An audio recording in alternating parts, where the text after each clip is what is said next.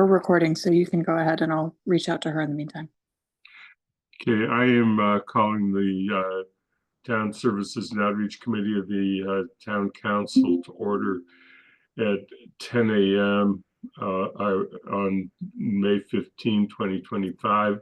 This meeting is being conducted via remote means. Members of the public who have access to the meeting via Zoom or by telephone.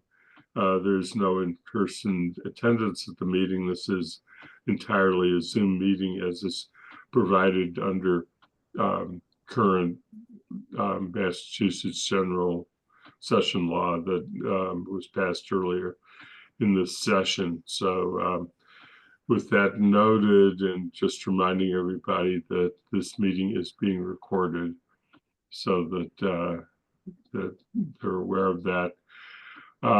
There are 3 members of the committee present, and that constitutes a quorum. We know that at least one Councillor Taub is not going to be able to join us today, and we're checking on whether Councillor Lord is going to be able to be with us. But since we have a quorum, I'm going to check with my 2 colleagues who are present to make sure we can hear them and they can hear me. Bob Hegner. Present. And Councillor Ryan. I'm present. Okay. So with that duly noted, I think we'll just turn to the agenda and see if there's anyone.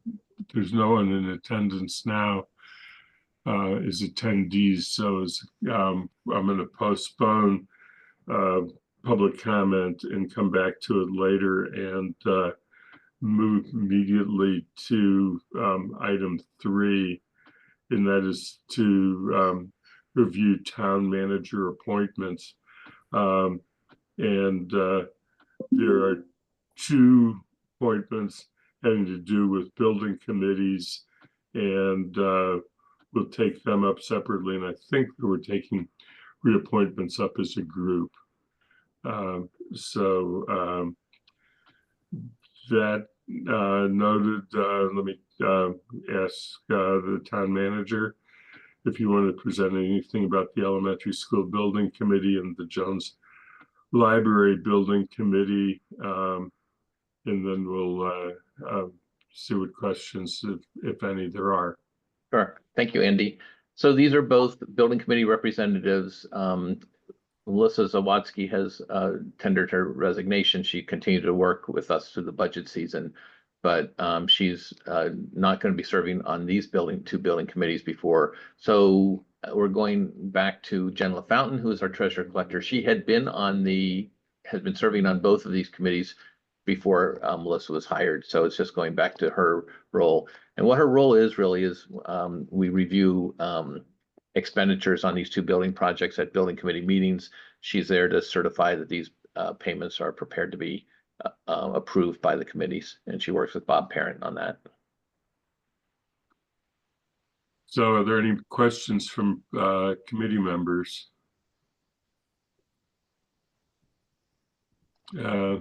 Seeing no questions, let's see if somebody has a motion.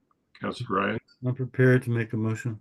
I move that TSO recommend the town council approve the manager's appointment of Jennifer LaFountain, the treasurer collector, to the elementary school building committee for the length of the MSBA process.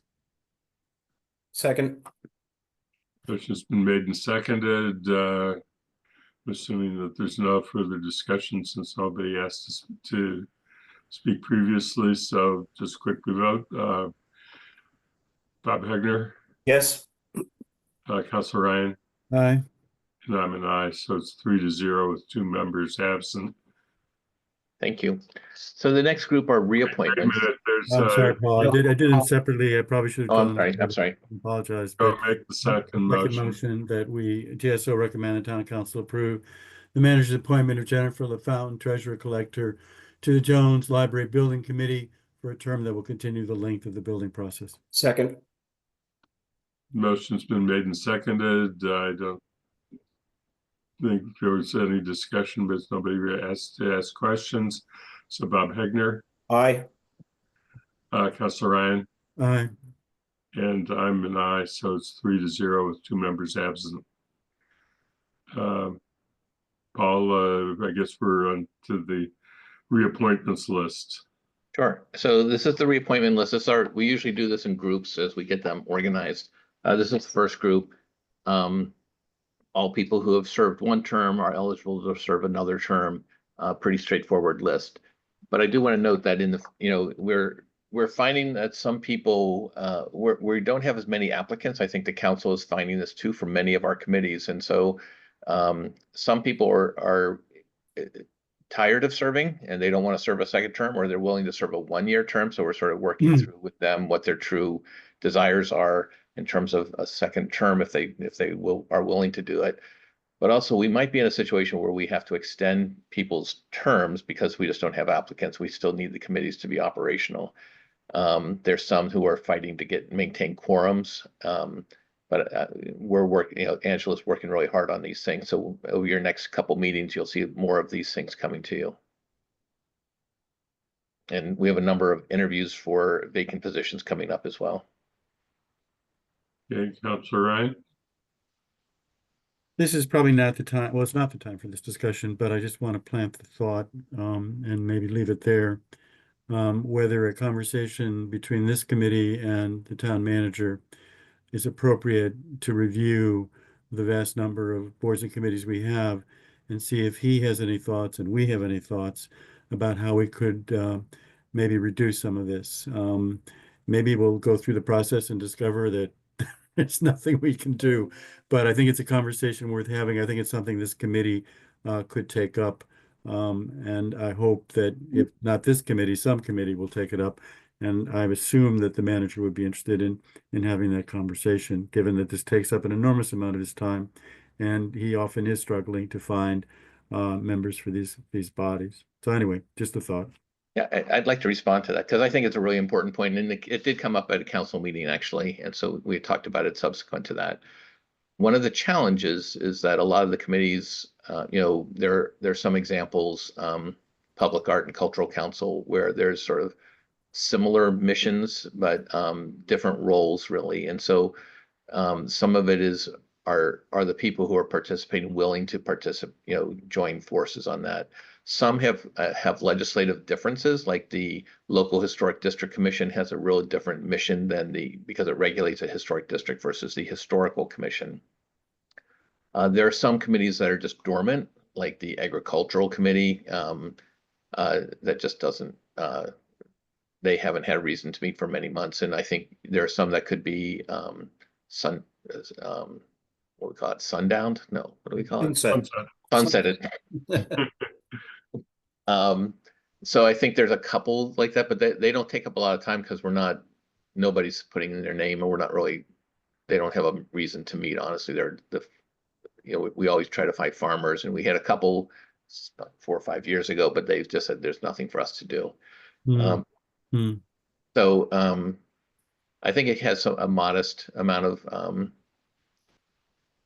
reductions in committees. I don't know if there's any major, and some committees are really active, like the Shade Tree Committee, super active committee, really powerful committee, and so much of it depends on membership and how who's on it, and if they're really they're sort of self-propelling initiatives.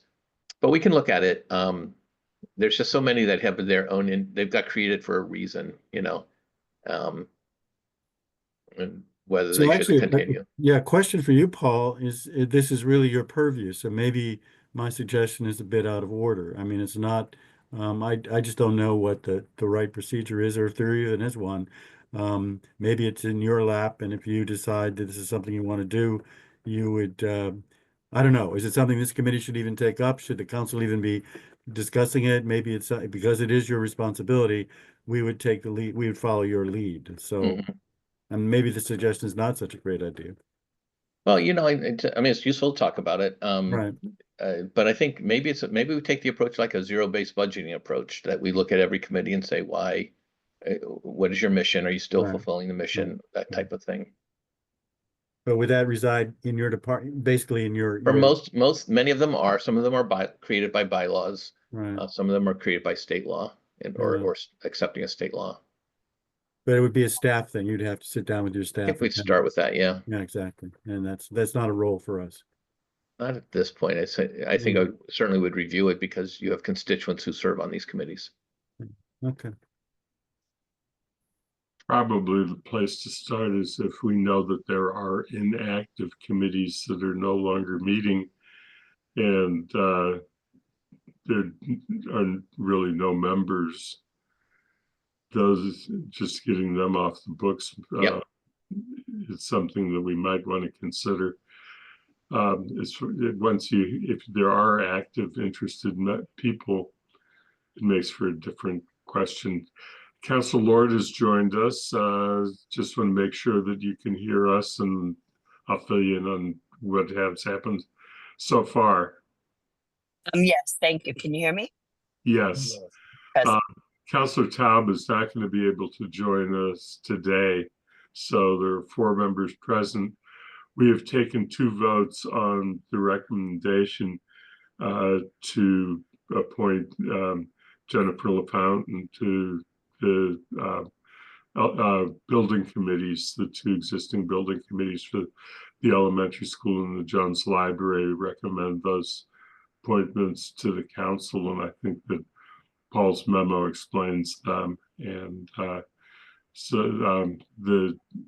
where we're at right now is that there's a group of reappointments, and that's what the discussion was following.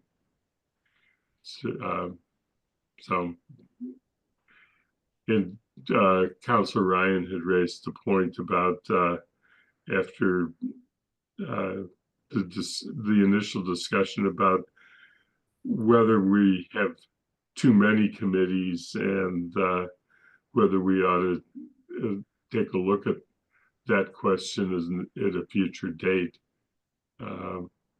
But there's really no action involved with that right now.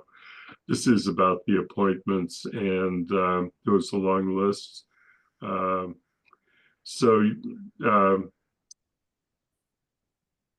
Paul, you said that the list includes people who were willing to serve another term.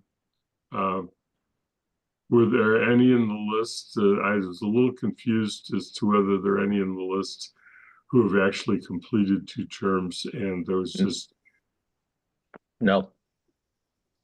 okay. So- You said they're all 1 year. These are first time appointments, and these are all reappointments. Yes. So no nobody, reappointments in there, because we got into the question as to whether there are different finding additional people. The only exception is the Water Resource Protection, this Water Supply Protection Committee. okay. Those are members who've been on for many, many years. And it's a sort of a specialty group that all have subject matter expertise. Right, You can see, right. The Professor dates. Tobias and Lyons Witten, who's, works for the state now, and Anna Martini, professor at Amherst College. But they all bring special expertise to that meeting, and they meet like once or twice a year with Amy Rusecki. And they're all willing to serve another term. Yes. Okay, so Okay. have you thought about a motion, Councilor Ryan? Well, I'm sort of doing deep breathing exercises to get ready for this, but I am prepared to make a motion. I move that the TSO I'll recommend the council approve the following town manager reappointments to the following boards and committees. First of all, Gaston de Reyes to the Affordable Housing Trust Board of Trustees for a 3-year term to expire June 30, 2028. Primala Nair to the Board of Health for a 3-year term to expire June 30, 2028. Zoe Sulis for a 3-year term to the CDBG Advisory Committee, expiring June 30, 2028. Julian Applegate and Cody Rooney to be appointed to the Cultural Council with 3-year terms expiring June 30, 2028. Gene Horrigan and Dennis Vandal to be appointed to the Council on Aging for a 3-year term to expire June 30, 2028. Tony McElrath to the Energy and Climate Action Committee for a 3-year term to expire June 30, 2028. Ronnie Parker to the Human Rights Commission for a 3-year term to expire June 30, 2028.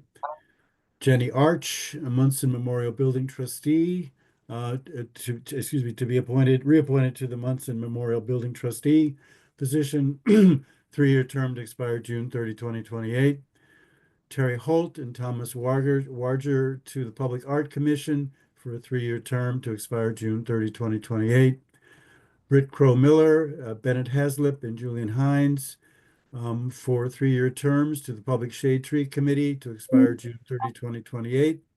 Stephen George to the Register of Voters for a 3-year term to expire June 30, 2028. And finally, Anna Martini, John Tobiason, and Lyons Witten to be appointed to the Water Supply Protection Committee for a 3-year term to expire June 30, 2028. I'll second. Okay, so is there any further questions or discussion regarding the motion? Seeing no request for discussion, proceed to a vote, and so we'll go continue the same order with adding Councilor Lord this time too. So Bob Hagner, Aye. Councilor Ryan, Aye. and I'm an aye, and Councilor Lord. We didn't hear you. Aye. Sorry about that. Aye. Okay, thank you. So it is 4-0 with one member absent. Thank you. And that's it for the appointments, I assume, today. There's nothing else on the agenda. So we have no minutes that have been submitted to us for approval. So we're to going to continue to postpone going back to public comment for the time being, but go to the Transportation Parking Commission, charge and amendments, and the revisions to the town council policy regarding the control and regulation of the public ways. So I want to open that up for discussion, and Councilor Ryan and I have been working on this issue, and he can explain a little bit, but I think that what we are suggesting after having worked at it for a while is that the core policy questions really need to be just circled into one document, and that the document that we're recommending for that role is the town council policy on the public ways, and that a charge be adopted that essentially, instead of trying to repeat everything that is in the policy, that we just make reference to the policy, so that in the future, if there are amendments to the policy, we only have to have one document amended and not two. So that was the basis of that proposal. Councilor Ryan, do you want to add anything else on that? No, I think that that made sense. Unless there's some technical reason why this has to be done.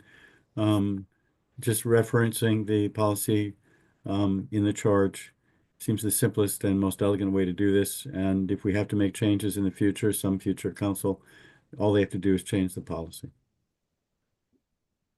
So is there anybody else from the committee with questions about that? So Andy, we're looking right now at the draft charge. Is that what we're starting with that? think so.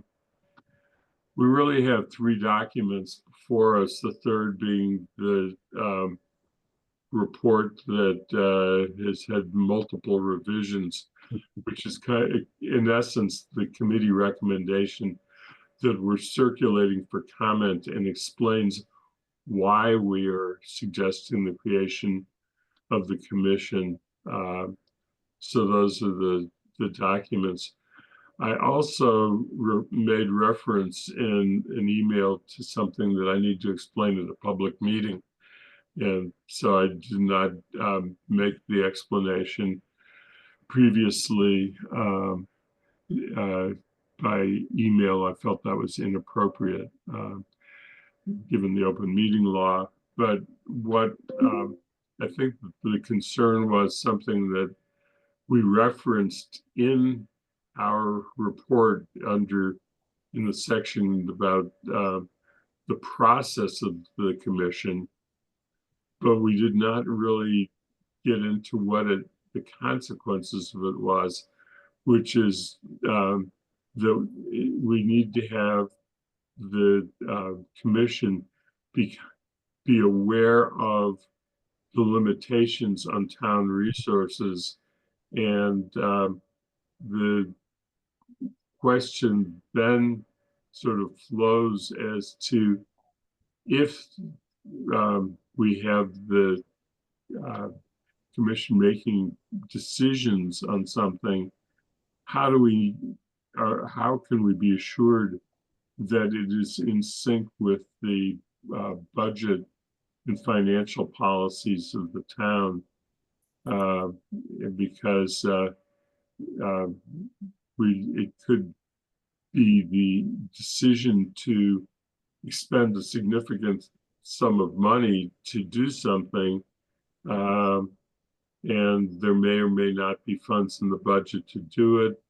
And the approval process, once a budget is voted, is an executive function.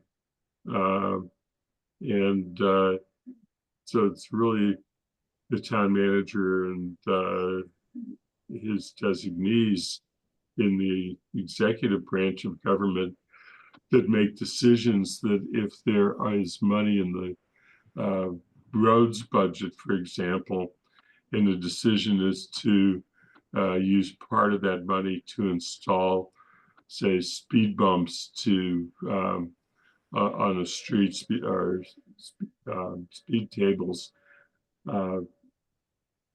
should that be a decision that becomes a final decision of the commission, or does it still really need to come back to the executive branch of town government in the normal course of process? So that is the issue that I think that we really didn't get into the key document, which is the proposed revisions to the town council policy on public ways. So I don't know if anyone has any thought about that, whether it's a significant issue, and if so, if there's suggestions as to how to approach this.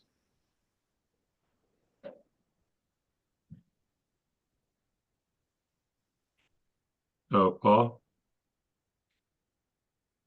You are muted, though.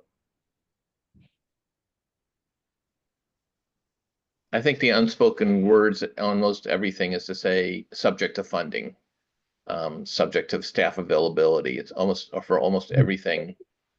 This is a group that, if you say we requests from the public to install speed tables on every residential road, that's going to be clearly subject to funding. So I don't think that it's an instruction. This is a committee that says, do we want to do this or not?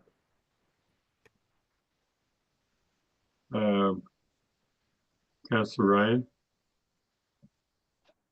So I guess what we're going to do is talk about the policy first, which is fine. So we're looking at the policy document and we're looking at the latest version of it. And what I see is that the only place where this body has any independent authority in other words, everything else is being recommended, ultimately goes to the council for approval, is a 3 D, or excuse me, 3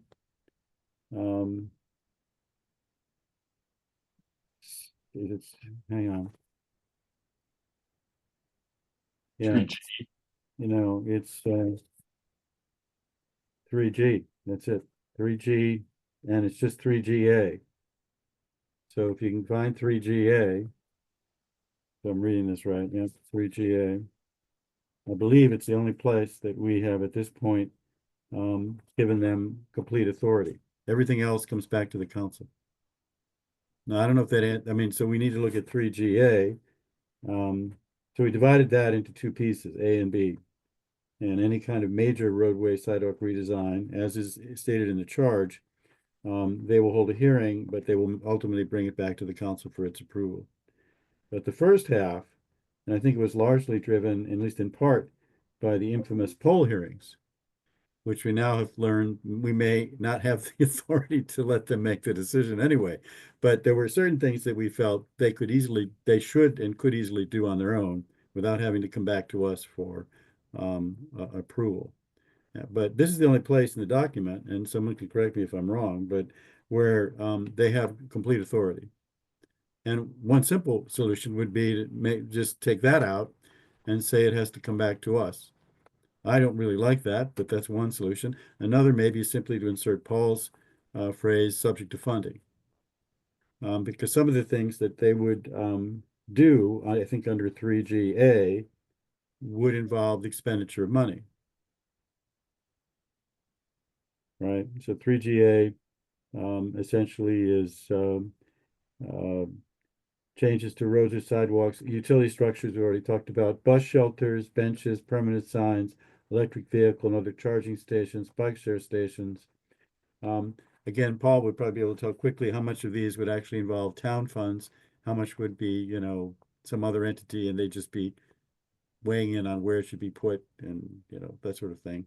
But assuming that at least some of this might involve the expenditure of funds, we could simply say, contingent on funding in this section. But everything else comes back to us. Mhm. So we could do it as If we want to contingent give on- them authority in this, if we want to give them any independent authority at all, which I would like to do, but maybe, Northampton doesn't. In Northampton, everything goes back to the council for their approval. Actually, it goes to a lot of them recommendations go to the mayor. Okay. And, we didn't really explore with Councilor Jarrett in our meeting about why that was, but my understanding is that as the chief executive of the executive function, sort of what the equivalent of the function of the town manager here, that it's a recommendation to the town, to that individual who's holding that role, and they can then make the decision as to whether there are funds available and they want to go forward. And I understand that under most circumstances it goes forward, but because it is stated as a recommendation to the mayor ultimately is making the decision and presumably is thinking about whether there's funding to do that.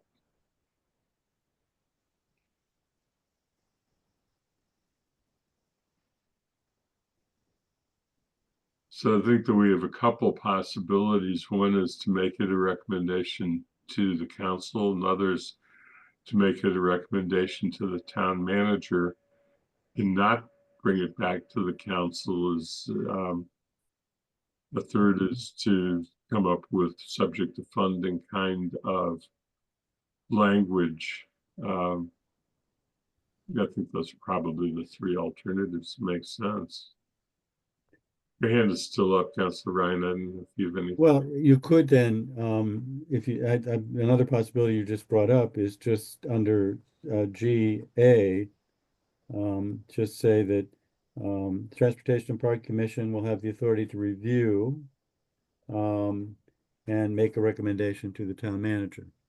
And then he would make the decision as the executive whether to adopt the recommendation or not. So, and that might be that would address the issue of funding, because he would certainly know what's possible and what isn't.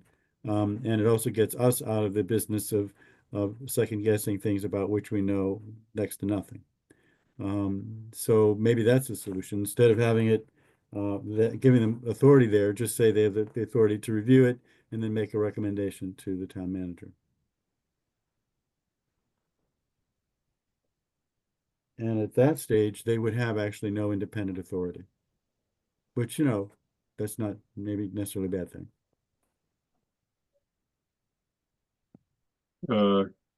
Bob? Well, I like that. However, since Paul is here, I mean, part of the rationale of this was to reduce the burden on Paul. So now we're just dumping everything back on Paul's lap, So, I mean, I think if we put inserted, subject to, available funds or something like that, that's really the review that Paul needs to do, is to say, can we afford it? And can we do it within the budget?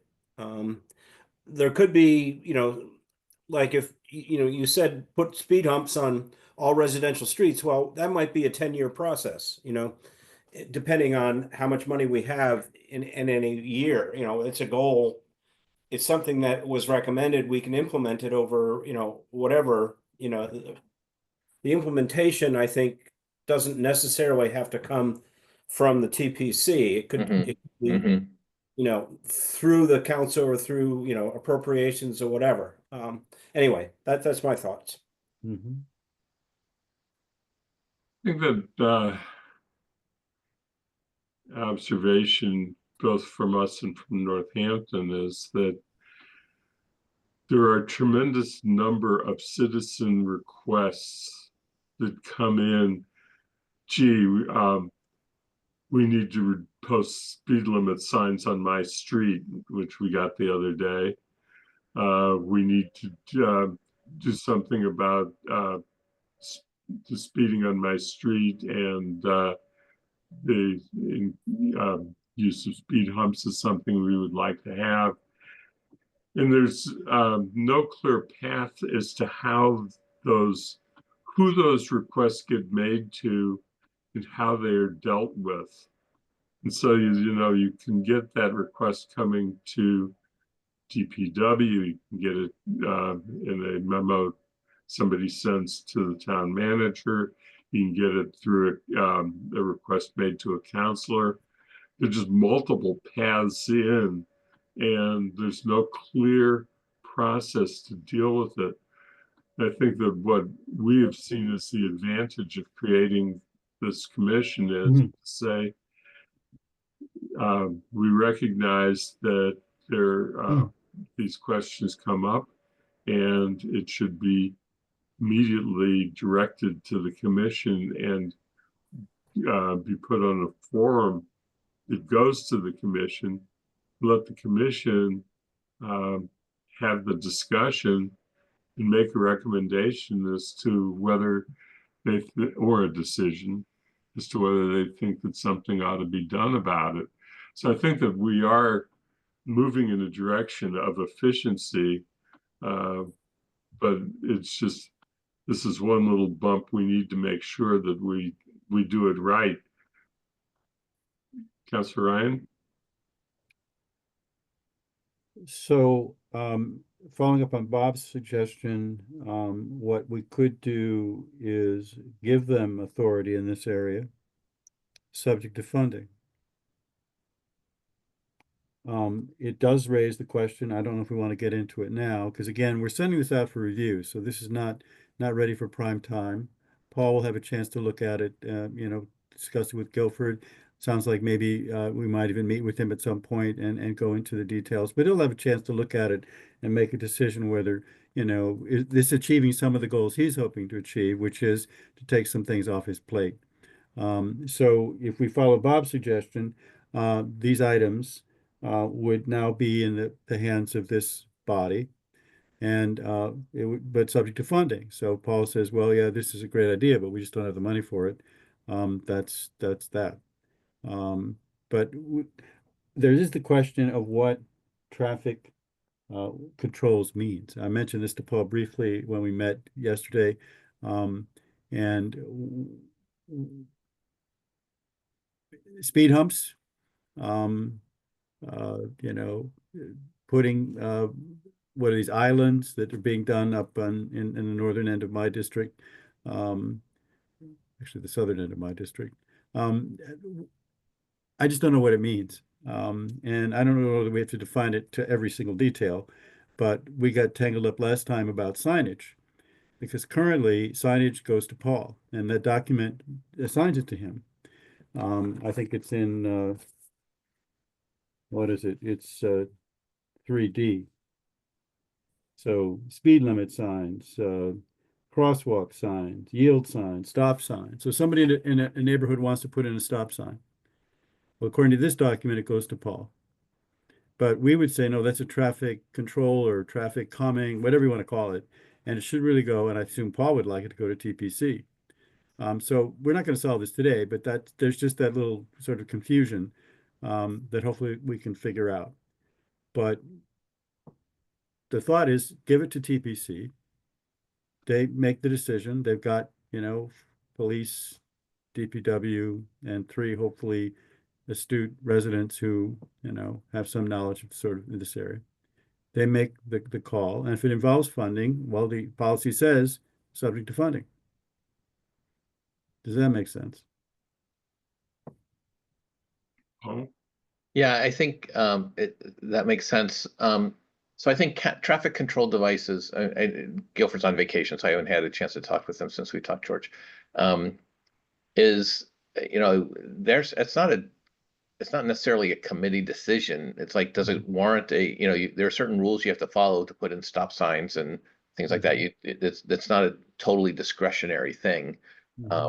Because you can't put stop signs sort of just anywhere, because you know, we follow the Uniform Manual of Traffic Control Devices. So that goes without saying, I think, because, you know, when you put in, you know, certain, anything like, you know, signs like that, they have to follow certain protocols on where they get placed. And we put in a crosswalk, you have to have sort of crosswalk warning signs, crosswalk here sign, different signs, they have to go along with those things.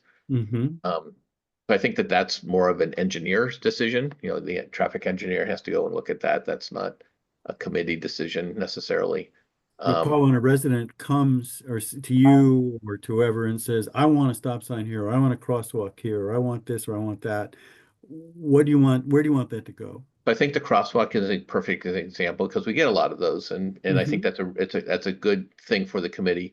I think, you know, I don't think of this as lessening the load on the town manager necessarily, but really 2 things. One is providing a clear channel for residents to go, because I think there's a lot of frustration on that, and they write to everybody because they just don't know where to go, and they never get a good answer. And I think we've gone through that with a lot of road paving issues with Heatherstone and Grantwood and things like that. And there's a ton of frustration out there. We're trying to funnel these things into a place where there's some clarity for decision making. I think that's one. And then also to expedite decision making, so it doesn't sort of linger and go to a committee, gets referred out. You know, like right now it goes to council, goes to TSO, gets referred out to the Commission on Disability and TAC, then comes back to TSO, and there's this laborious process to do almost anything. And so trying to cut through that a little bit for folks so they can get a yes or no answer. They're always going to come to the council ultimately if they're unhappy. Right.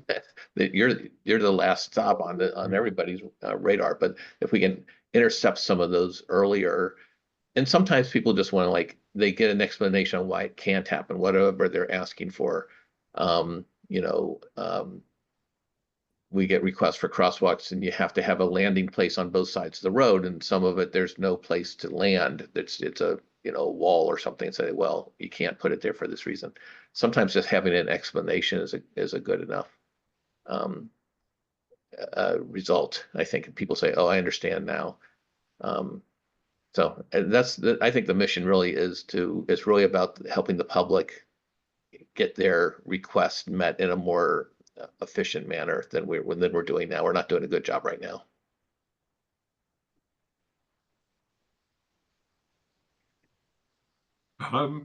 I think just to follow up on Paul's statement, I think in addition to sort of a hodgepodge of confusion, there's no, I mean, Guilford has said he doesn't know how to prioritize the different requests that come from the residents. And so this commission would help prioritize. Maybe we ought to put that into their committee charge, that they should prioritize, any changes to the public ways.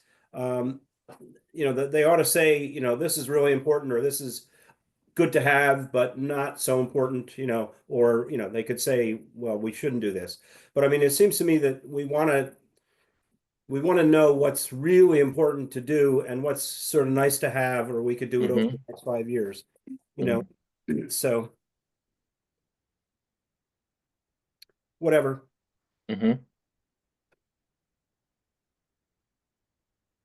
Yeah, Councilor Ryan, and then I have something that I wanted to add, but Why, anyone, you speak first. I want us to just, yeah, go ahead.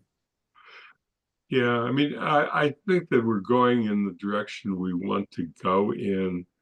I mean, probably some people are tired of us citing our friends across the river, but they actually have a pretty good system, and I think that's why we keep coming back to them. The way that it works there is that if you go onto the city website, that there's a form that people can fill out making the requests that we're talking about. It's pretty simple and straightforward form, and that gets then to the chair of the commission, who's also, in their case, the director of the DPW department, and the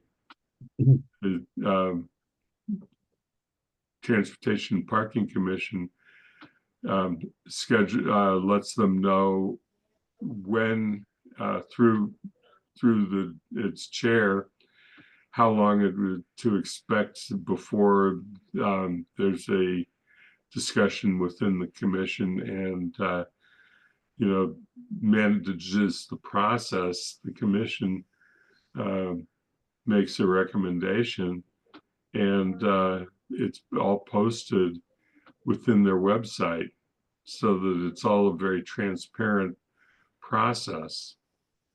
And I think that we have a lot of process things that we don't have to create ourselves, because we have other communities. That's just the one that we're aware of, but there are other communities that have had this experience, and I think we can, there are a lot of things that can be developed if there's just the structure put in place and the desire to do it.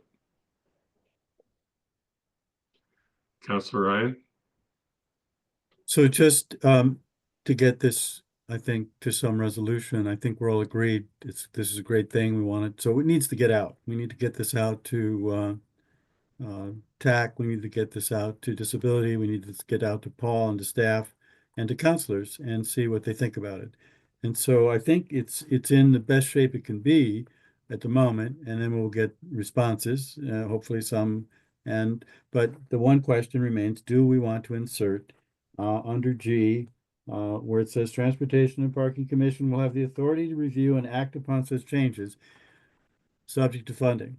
Do we want to insert that phrase? And then we'll send it out and let's see what everybody thinks.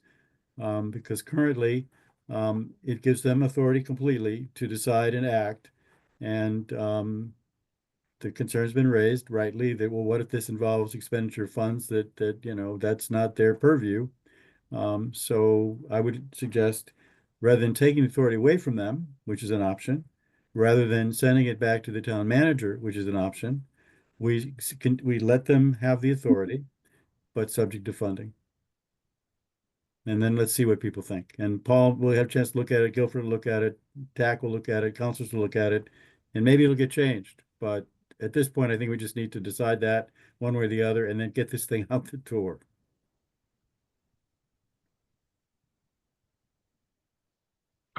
Yeah, I agree. I agree we should insert that, and I agree that we need to stop flogging this dead horse and move it on. Well, it's a very living horse, but it's getting tired of being flogged.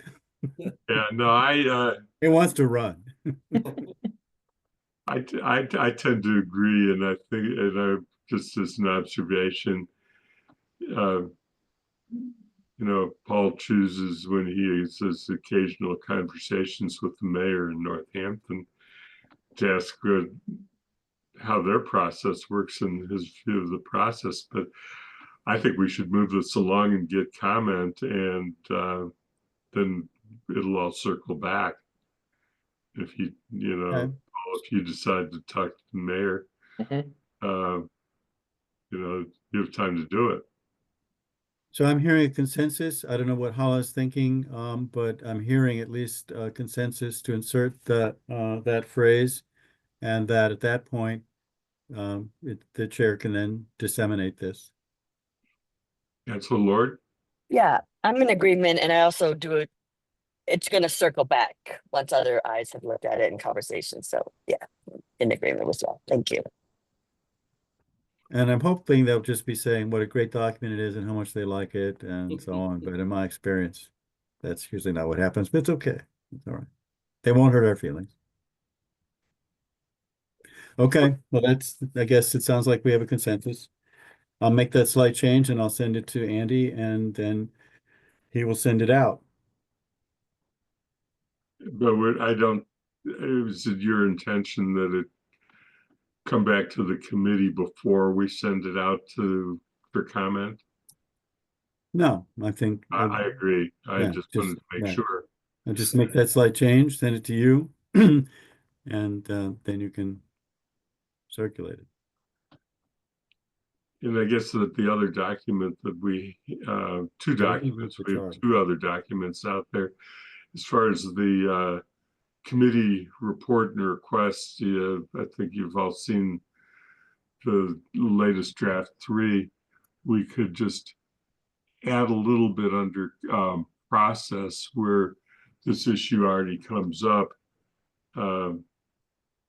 Just that we're suggesting as a resolution that to achieve this result of assuring that funding is available, that we've inserted that into the section and just leave it, just play with one sentence. Are there any other comments or suggestions about the report draft now? I don't particularly want to go through it again unless somebody actually has a suggestion. So Andy, your intention is to submit this report for Monday's council meeting? Well, it's not, I don't think that we intend to go to a council meeting at this point. We're thinking of sending it to councilors to comment to the committee so that they get a chance to see where we're at. Well, why wouldn't that just be your regular TSO report? You can just say, you know, it's in the packet. Go read it. If you have any questions, you can ask me now, but right now we're soliciting your comments, as you know, because we've just sent you 2 documents for your review, but here's the report that goes with it. It's in the packet.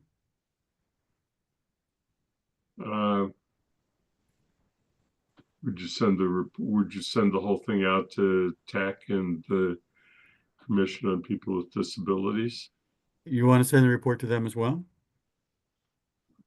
I think that had always been the understanding, certainly was with well, we report to the council, so we report to our colleagues on the council, and so the report, you know, gives them sort of an understanding of what our thinking is, because they're the ones who are finally going to make the decision. But we're sending the 2 documents out for people to comment on. I guess there's no problem with sending it to the other bodies. I guess there's no issue with that. But I would like it, I mean, yeah, I just think it needs to go, I don't know, it just needs to be out there. Yeah. And Well, I I think think that easiest is put it in the packet, you know? if we get it out there, Yeah. we do it through the packet. I think that that's fine. It constitutes a committee report. Well, if it's in the packet, though, it becomes public, and at this stage, I'm not sure we're ready for that. So right now, we're soliciting comments from specific bodies, and so that's why you would send it to those bodies, the two documents. Um, and the report goes into the packet for anyone to read, including the public, to give them a sense of what we're thinking. But I'm not sure that we want the draft documents to be in the packet. Am I correct that if it goes in the packet, it then becomes public? And we're not ready for that because we haven't decided what it's going to be. So I don't know. So you would not send the draft of the changes to the public waste policy or the proposed charge? I would send them out to the counselors to individually. I would send it to, asking them individually if they have any comments to get back to you. And I would send it to TAC, and I'd send it to Disability, and I'd send it to Paul. And ask them again if they have any comments or thoughts to get back to you. And then at the next meeting, or hopefully soon, we would then assemble those comments and see if there's any changes we want to make. And at that point, hopefully we'd be ready as a committee to vote what we think are the draft we want to present to the council. In the committee report itself is the one thing you would then post? I would not share, well, the committee report goes in the packet and goes to everybody. Basically telling them what we've been thinking about and what we're thinking of doing, and the rationales for some of the things we're proposing. Or you could just hold on to it and say we're not, I don't know. I don't want these two documents that are still being worked on. I'd like to hear what these bodies think before we're ready to go to prime time. I don't know. I'm not sure it's that important, but what I really want is for these to get out and get some comment back. And I'd like to talk about the charge document because I have some questions about it.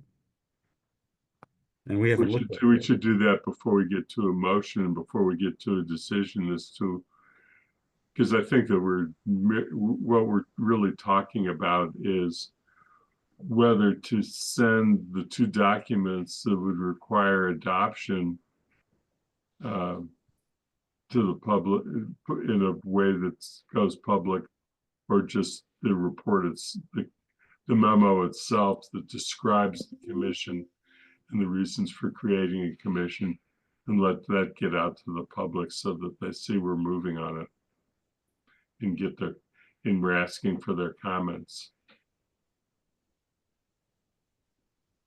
What were you going to raise about the committee charge? Well, first of all, I'd just like us to look at it. I don't think we've ever looked at it as a committee, so I don't know. I had one or two things, but I don't know. Others may have some thoughts. I think Paul's aware that we are proposing to add two counselors, and that at the moment, at least, we're thinking of specifying that one would be from the Finance Committee, the chair, but if the chair either doesn't want or is not available, they could designate a member of the Finance Committee, and the other would be the Council Vice President. We'll see what people think of that. But anyway, that's what we have at the moment. We have removed all the language that was in the original version that Paul has sent to us as far as the specific changes. And I think we've agreed that that makes sense, but the current document shows what's been deleted, and it's been replaced by a sentence, and then with a reference to the council policy. And once that gets sorted, then that link will be to that policy. But then we have a series of bullet points that I think we need to talk about, or at least see if anybody has any thoughts on. One of the things I had felt that I would like this document to reflect, but this is just me, is that this body should also have some independent authority to take up certain things. And maybe that's not, I don't know, and I threw in your report language to the effect that they should be encouraged or allowed to make recommendations on their own initiative in certain matters. And maybe it's already here. If I read it carefully, I'll see, oh, it's already here. But most of what this is them working in response to things that have come to them, which is fine. But do we want and should they have a certain amount of autonomy? And the particular area I was thinking about had to do with bike and pedestrian safety, safe routes to schools, and our complete streets policy. And also inserted the complete streets policy into the criteria for decision making. And but I need to hear what people think. Maybe that's a bad idea, maybe, but so I wondered what people thought about the other bullet points and the criteria for decision making. Are we missing anything? Again, we'll get feedback, and so we can add stuff and so on and so forth, but I just wondered what others thought. Well, we had already inserted that section that you just described into the committee report draft. Right, but I want it actually, I'm proposing to put it in the charge, or at least thinking about it, and I want to know what people think. And maybe we're not ready to have that discussion yet, but anyway, that was one thought I had. I also wanted us to go through the bullet points and see if we agree with them. So the first one is make recommendations on bylaw changes related to transportation referred to it by the town council or recommended by the town manager. Seems fine. But again, it's something they're reacting to something. The second is something we talked a lot about, and I think we all agreed, support town staff in developing clear and consistent procedures for submittal of and response to comments, complaints, and requests related to parking or transportation infrastructure, policies, or regulations. And I think that's a very important part of what this body, we hope, will do. Third is advise the town council and town manager on matters related to public, and that's a long list of stuff. But essentially advise the council and the manager. Now, is that sort of language that would suggest that they can take things up on their own initiative and then come and say, we think you should do this, or we think you should do that? That would seem to be what this language is saying, but I may be misunderstanding it. So that would give them some independent authority, or not, well, just independent role to play. They wouldn't just be responding to what comes to them from other places. And here is where you could insert language, something to the effect of, recommendations in matters related to bike and pedestrian safety, safe routes to schools, in other matters in light of the complete streets policy. So I would insert that language that's in the report in this section. But I'd very much like to hear what people think about that. And Paul's hand is raised, so good. Yeah, Paul? So a couple things so complete streets should not be seen as an automatic good. It's very complicated. So if you're doing complete streets, it's good, but it also costs a lot of money. So you're doing fewer roads if everything has to be in compliance with the complete streets. And I think that you really need to talk to Guilford and Jason about what that really means, because instead of doing 3 miles of road, you're going to do 1 mile road. And I think, yeah, they've talked about that. Yeah, so you talked about, okay. So that yeah, they have some real reservations, concerns about it. Sort of aligning everything to complete streets, while a noble goal, which is in the town council's goals. I think you and it sounds so good, but then you say, but what's the consequence of saying that we want to do it this way? So, and I think sometimes complete streets has a very formal sort of definition, as opposed to for the most part, getting the complete street stuff done, right? You may not have a bike lane that is 6 feet wide. It might be 4.5 feet wide. I'm not sure. I'm just making stuff up. No, right, I understand, I right. think there is, so that's point one. Point two is, I think you identified a really important thing, which is how do things come to the committee? And everything that comes to a committee will take an enormous amount of staff time to look into it. Like if you say and I think that you really have to be clear, where is the entry point and who has the authority to make an entry point. The council put a lot of time into that with, you know, in the charter, but also in your rules of procedure in terms of who can bring zoning changes and things like that. There are certain boards that are designated with that authority. If it's the dynamics of committees often that if you have like members, you know, residents on the committee or anybody on the committee, they have their pet projects. And everybody else on the committee says, sure, let's look into it. And there's no cost consequence to saying yes to look into something. I think there has to be a really clear mission behind what is being requested, because there's a balance between meeting the people's interests and the ability to meet, you know, what the interests are. So there are, Paul, yeah, would advise here really, again, be more, it would be in fact, then in response to things that are coming either from staff or from the council. yeah, I think a little bit more about it, George. I think but I think, you know, what you said is like, well, you can get referred things. That's clear. It's like this guy, you know, you deal with things that get referred, but then are we able to initiate? And we've had committees where it gets sort of, there's a range of things, and we know that the lack of precision in committee charges can cause a lot of challenges down the road. So I think we really want to be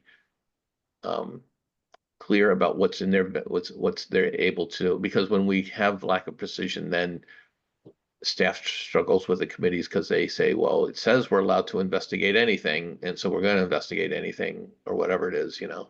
No. So this is going to go out. I'm not suggesting that we make changes to it now. Yeah. Although we could. I mean, we're perfectly free to do whatever we want with this thing. But I think the thought is it's going to go out for comment, and we certainly would want to hear from Guilford and from yourself. I'm urging, at least at the moment, that we give them some degree of autonomy. And but you're right, that has to be clearly defined as we can make it, or else we leave it. That advice is what we mean in this third bullet is that, you know, you're going to be responding to things that come to you. You're not entitled to go off and do stuff on your own. That's a decision point, correct? Yeah. We need to be clear on. So that's something we're going to have to work on. The next one, foster public awareness of safe use of public transit. So again, that's, you know, that's sort of a public relations thing. It's fine. There's nothing wrong with it. And foster public awareness on transportation safety, et cetera. So they're going to be doing outreach. There's an outreach component. There's an advisory component. They will have some, at least at the moment, they will have some, not a lot, but some absolute authority subject to funding. But everything else essentially is advisory to either you or to the town council. And the question is, and I'll stop now, but is there something we'd like to give them? And we need to think about that. Yeah, so I think the reason this is coming up is that we've several committees now who are now developing subcommittees. So the charter committee has a subcommittee. The Affordable Housing Trust has a subcommittee on outreach. They all each have a committee on outreach, and so those are another set of meetings that have to be posted and minutes taken and all those types of things. And it's an efficient way for the bigger committees to act, which is good. But I just think we were talking about eliminating committees a few minutes ago, but now I know they're proliferating, and this is staff time. You know, and committees recognize the need, like what you have. This is a subcommittee of the full council. You can't do all these conversations with the full council, so there's some logic to it. But I just the proliferation of committees is something that we've all identified as a challenge. So.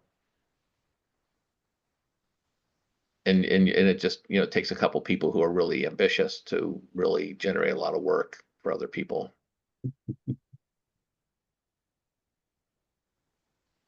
Yeah, I guess I have a couple of thoughts. One is that things like the width of a bicycle lane, you know, somebody puts in a citizen request that there be a bicycle lane installed on their on a street that has a specific width. It's kind of there already before the commission just by that route. And you know, presumably the commission is going to make a decision as to whether it's appropriate or not. I think they,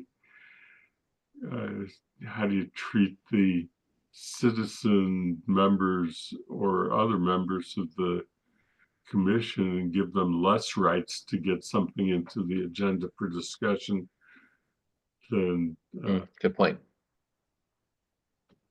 That's a good point.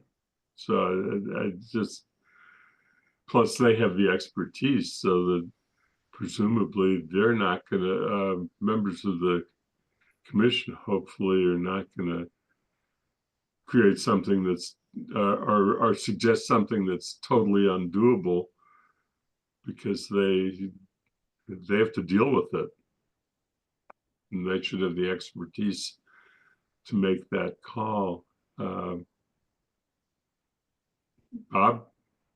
Yeah, I just would like to see in the charge some language relating to prioritization that I mentioned before. And I don't know, you know, we could just add it to one of the bullets here on, in addition to TPC shall, or we could add a separate bullet on it, but just something to indicate that it would be very helpful for them to prioritize requests or changes in the you know, related to transportation, because I think that's one of the things that we're lacking the ability to prioritize you know, whatever funds we have. We kind of leave it up to DPW, which, you know, I think it's probably okay. But I think it would be helpful to say, if the TPC could say, this is really, you know, a high priority.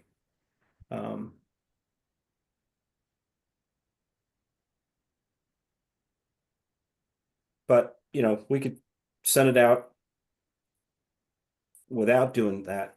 I'm okay with that too. Councilor Ryan? Well, small point first, and then I'm still pondering Bob's thought. But there is one change that currently is in the document before it goes out, which does insert the complete streets policy in, where is it? In the criteria, under criteria for decision making, I inserted complete streets policy. And the question is, should that be there? Maybe that should be deleted. The first question is one I should know the answer to. It's dated 2018. But the question is, was it ever actually formally adopted? So maybe I've been looking at this document and I have it on my computer and I refer to it occasionally, but is it actually an official policy of the town that was adopted by, at that time, the select board? Or is it something that's sort of in limbo and it's connected to the larger question of complete streets, which Guilford has spoken about on a number of occasions, how that's a challenge for them. So I guess it's just a dumb question from me. Is this actually official? If it is an official policy of the town, then they should consult it. They should read it and they should know it and they should, you know, have thoughts about it. But if it's, so that's A, and then B, should it be in this document before it goes out? Should we take it out? Should we leave it in?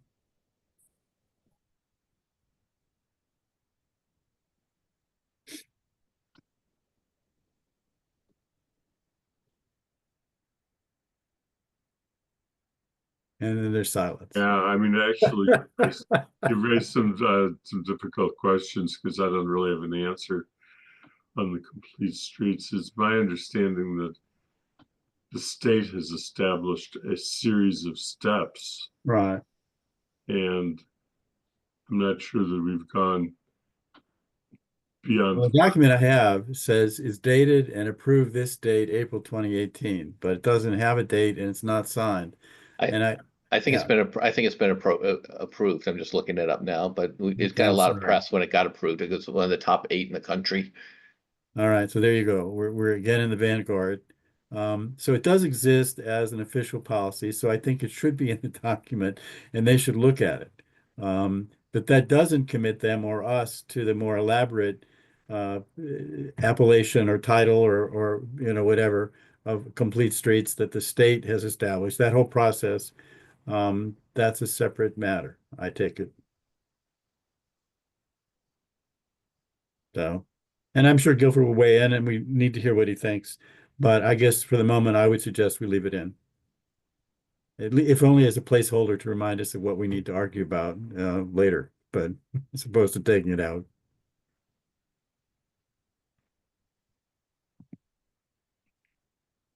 I think we just have to remind everybody that we are sending this out for comment, not for action. Right. And then there's Bob's suggestion that I just need to think more about in terms of prioritization, where there's language we could come up with. I don't think I'm going to come up with it right now. That could be inserted. It would, I think, probably fit in that particular bullet. That essentially, in terms of it, I mean, the prioritization is for both the council but also the public. I mean, I guess, Bob, the question is, who would be the audience for this? I mean, with road paving, for instance, is clearly our constituents. They'd love to know what the priorities are and who's next in line. And the bitter truth is that, we know what roads are in bad condition. We know what needs to be done. We just don't have the money to do it. So you could have all the lists in the world with all the prioritizations in the world, but it's deceptive. People look at the list and they, as Paul's pointed out many times, you have a list like that. They look at it and think, oh, good, I'm number 3 or I'm number 6. It doesn't, I mean, right. So prioritization, maybe more for the council, more for policy, broadly speaking. Who's the audience? Well, Yeah. what I was responding to or thinking about is we got a lot of on JCPC, we got a lot of resident requests. And when Guilford was present, he said, I don't know how to prioritize these. I mean, they're all requests, but I've got, my own, set of funds. We gave him an extra 50,000 to play with, but that's not going to cover all the requests that were there. So, it's up to Guilford, I guess, to prioritize, and that's fine if we want to leave it in his hands. I'm okay with it, but then it needs to be clear that that's his job to prioritize these things. But I would think that TPC would be in a position to say, whatever, a speed limit, a flashing speed, you're speeding on this street would be more important than a stop sign over here or speed bumps over there. So Bob, would you expect that these kinds of requests would no longer come to JCPC, but you'd say, or we'd simply make it a policy that they go to? I think all requests should, as I think Paul suggested, all requests should go to TPC. Right. And I think we should make it clear to people that, maybe on the website and Right. that we're gonna shift things so that, if we do establish the TPC, that all requests should go to TPC. And maybe just by that virtue that, they'll sort them out and say. Yeah, they will have to make a prioritization. They'll have to make some prioritization. Maybe we don't need to say that, but Yeah. I just think that it needs to be clear where the prioritization occurs. And I don't care where it occurs. It just needs to be clear. Right now, it apparently is in Guilford's hands. And that's fine. Because ultimately he only has so much money and he has a huge list of things to do. And, there's no one who can make that decision that would satisfy everybody. I understand that. No, I mean, I just want to make it clear Where where the, the decision rides, you where know. the Yes. buck supposedly Yeah, stops. I mean, that's all. I mean, it's just good management to say so-and-so, this individual or this commission has the, is important, or has the decision making in when it comes to priorities.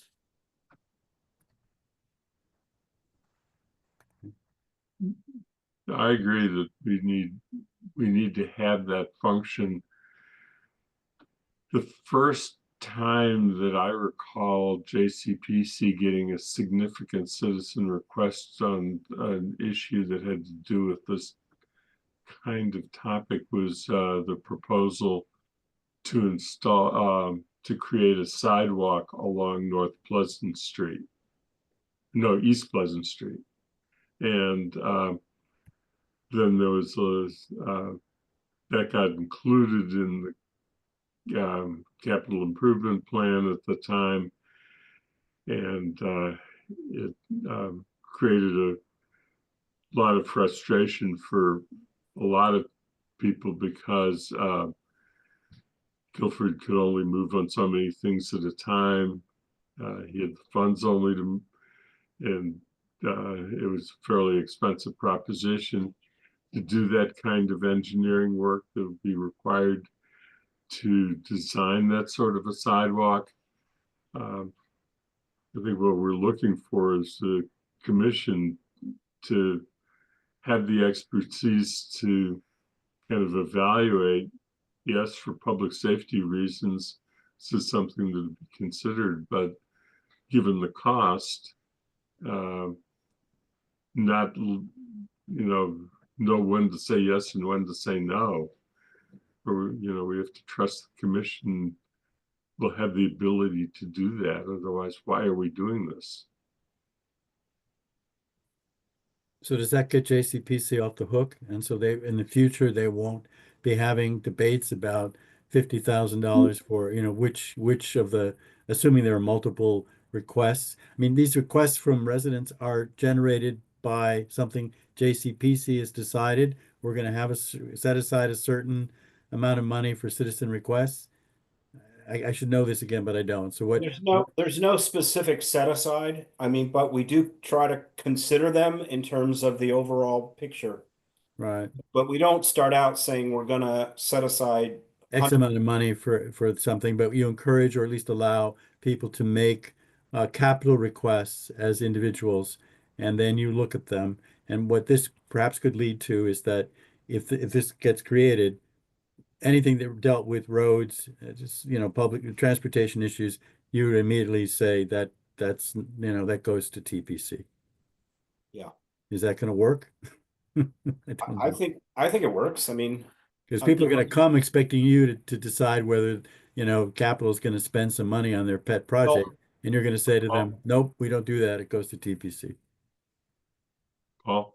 So I think it was a two-step thing with JCPC. One was there was an interest in having the public suggest things that we hadn't thought of, playground, something like that. Right.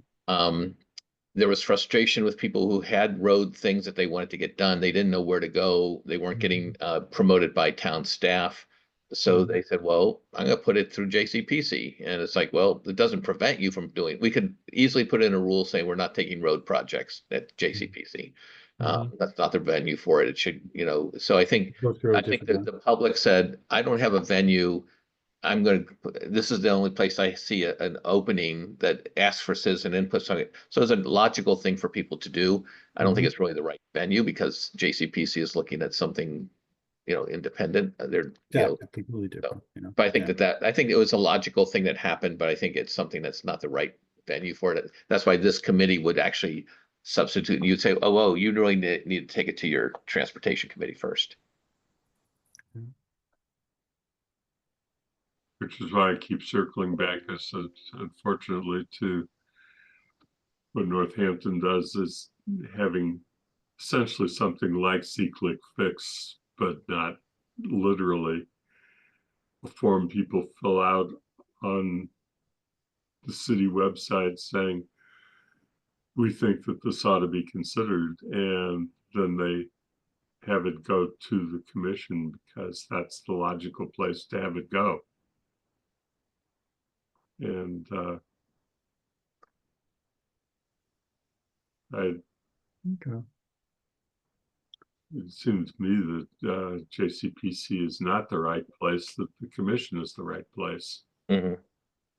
So then it looks like we've looked at the charge, we've looked at the bullet points. It sounds like people are okay with leaving complete streets policy in.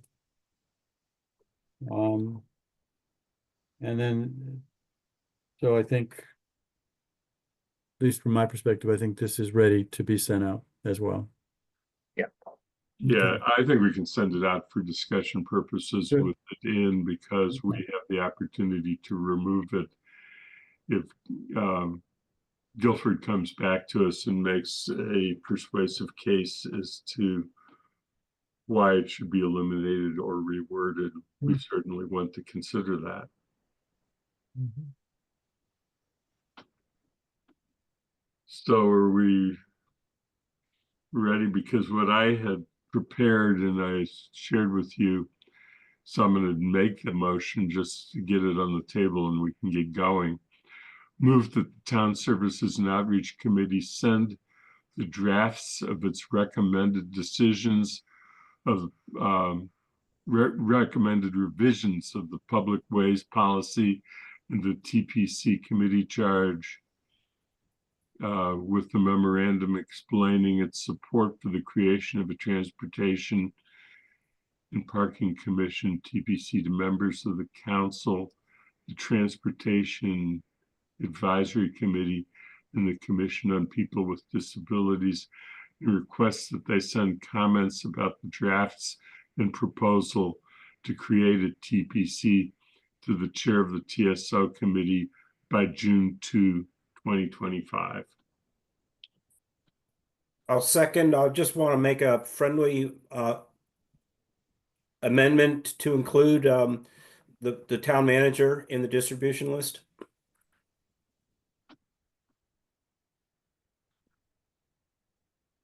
With the assumption that he would be sharing that with staff, including Mhm. Guilford. Yeah. Right, Let him decide who he wants right. to He'll share. decide who he wants to show it to, sure. Okay. Accepted. Need a second on the motion if it's going to be. I'll second the motion. So any discussion further?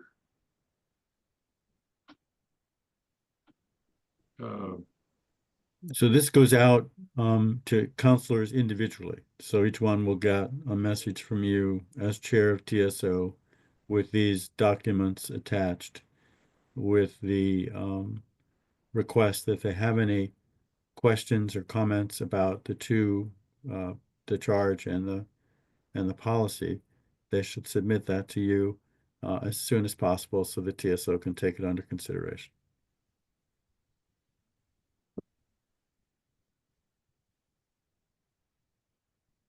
Okay. Any thoughts about it? I suppose we should have see if there's any comments from council president about that as a process. Maybe I'll, since she is in the audience,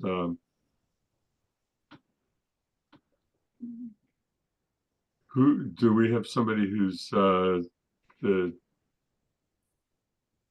since Athena's no longer with us? Can let her in.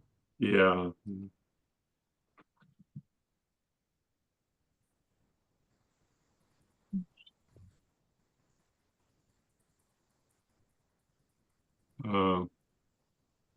Hello, can you hear me? Yes, we can. Yes. I think your process is fine. However, you need to understand that this is a public document already. And so if people want to comment publicly, they can. Sure. And when you're sending it to Paul, are you asking him, or Andy, are you as chair sending it to the council?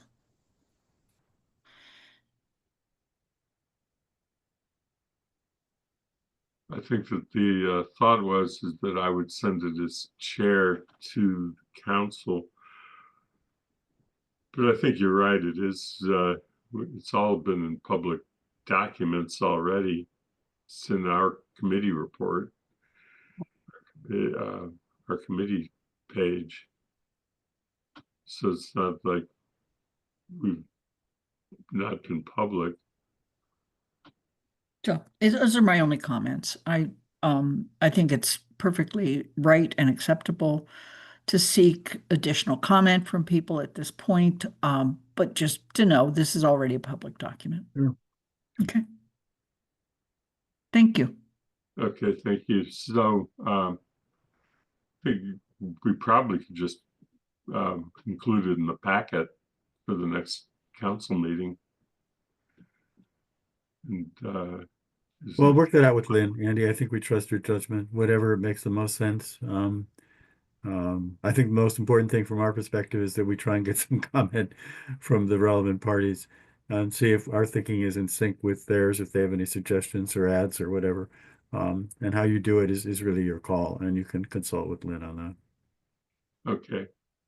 So we have a motion on the floor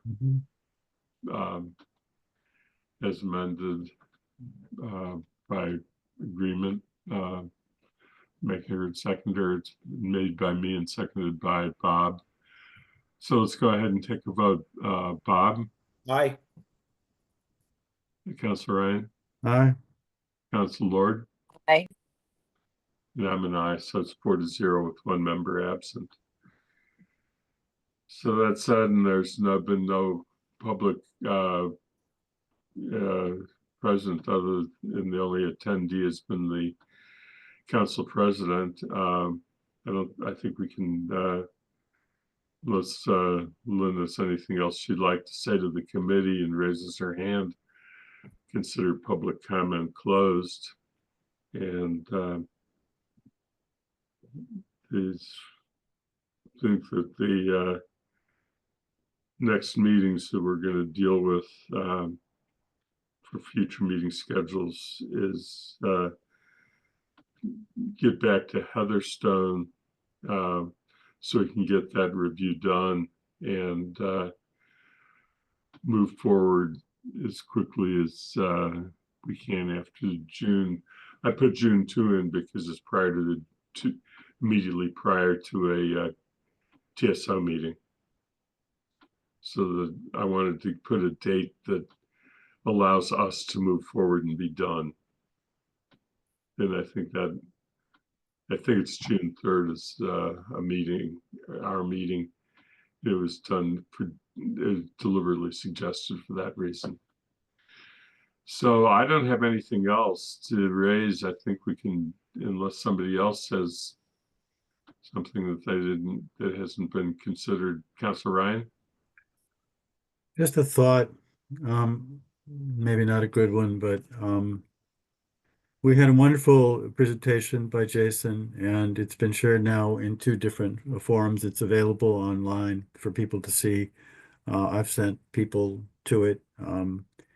But there's still the question that, you know, if you are a average citizen in, say, in my district, and you're curious where you stand in the queue, you want to know, you know, what is going to happen.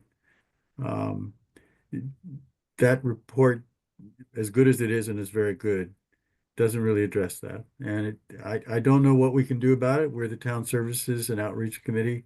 The answer may be, for some of the reasons I've already raised earlier in the meeting, that it's all contingent on funding, and funding is never clear. Every year it changes. And so creating these kinds of lists and trying to help the public understand where they stand. Because right now, you know, I send them to that excellent summary and hope that they grasp from it that there really isn't any way we can tell them where they stand. Or am I wrong? And if I'm wrong, great, then let's think about a way we can make this more transparent and more public, but I'm not so sure we can. So that's something that maybe it's for a future meeting, or not, if we decide we don't want to take it up But that's something I'd like us to discuss at some point. You're calling Bob first and then Well, Paul, I think can respond.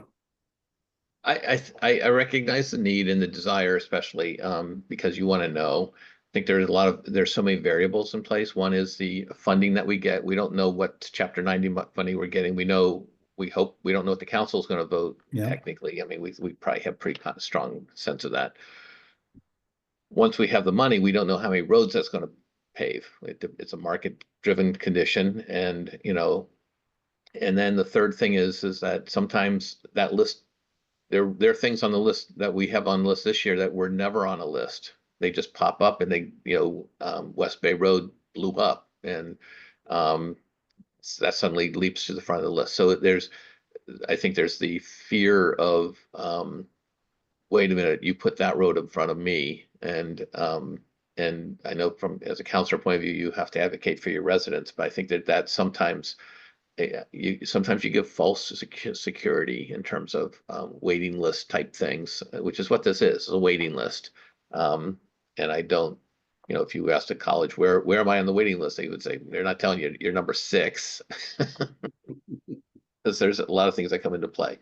But I think there are challenges to it, but I think trying to achieve clarity, what the presentation does, it does list all the roads and the conditions in terms of a rating of every road. But it's not the only thing that they take into consideration. There are roads that are in horrible condition, but there's only 6 houses on it. So I understand the desire for clarity. I don't think we can really give that incredible clarity that everyone would like. Bob. Yeah, what I was going to say or add is what I've responded to my constituents, similarly to what Paul said, that in addition to uncertainty about funding, there's also, you never know, that certain roads deteriorate more rapidly than others, and we have to change our plans every year, or it's a dynamic process. And that seems to be understandable to people. They understand that we're doing the best we can. There isn't enough money to do everything at once. And we have to shift priorities because roads deteriorate, more rapidly than anyone expected. And so we've got to fix those first, and then we can get, who knows. But anyway, it seems to work. I mean, it seems to be, when I've sent that to them, to constituents, they seem to understand that you can't really, lay out a nice, prioritization list, because it changes all the time.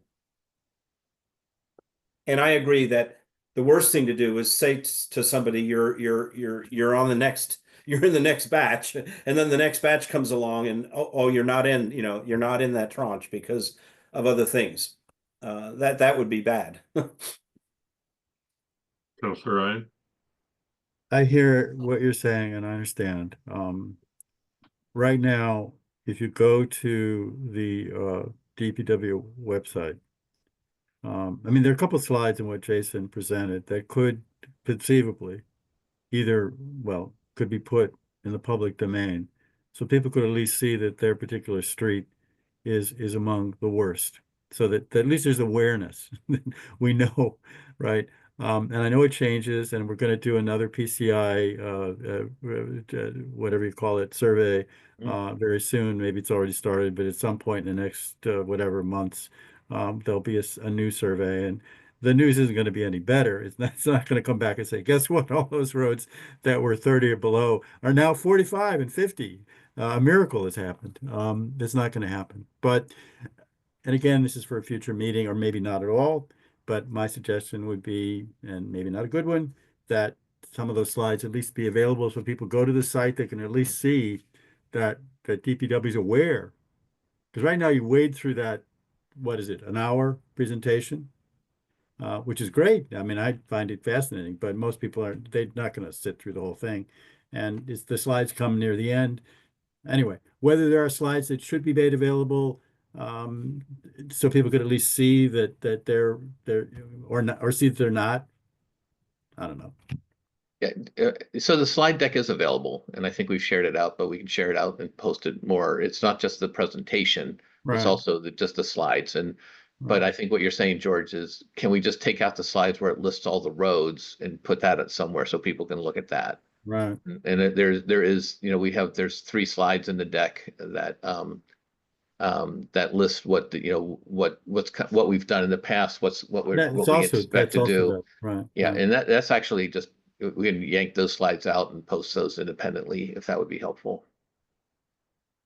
I think it's something we should talk about as a Okay. committee, perhaps, and then tell you what we think. I don't know what my colleagues think, and you've raised some concerns, because again, they go out of date fairly quickly.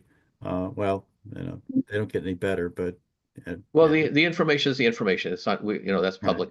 We try to share that. And so I don't know if that's on our website or not. I think the last 20, I forget which, one of them is on the website, but I think 25 is on the website because one constituent mentioned it.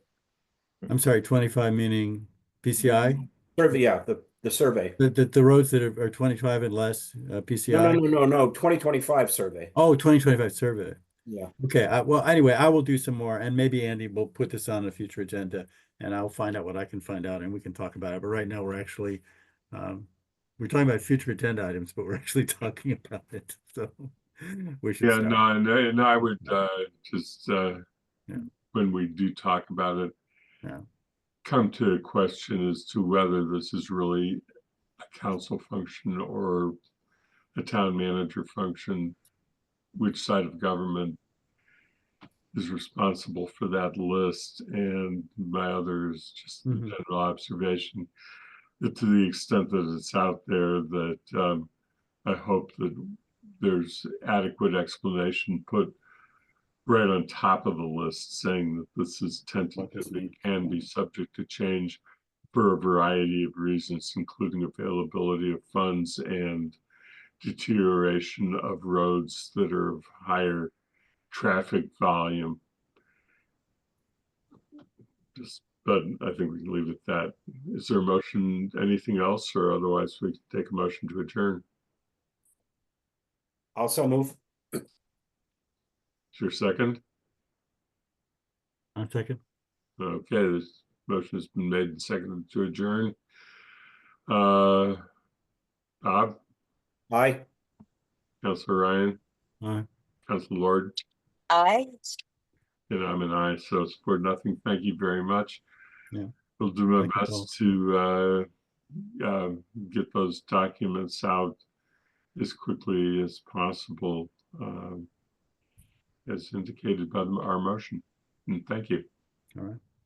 Go well.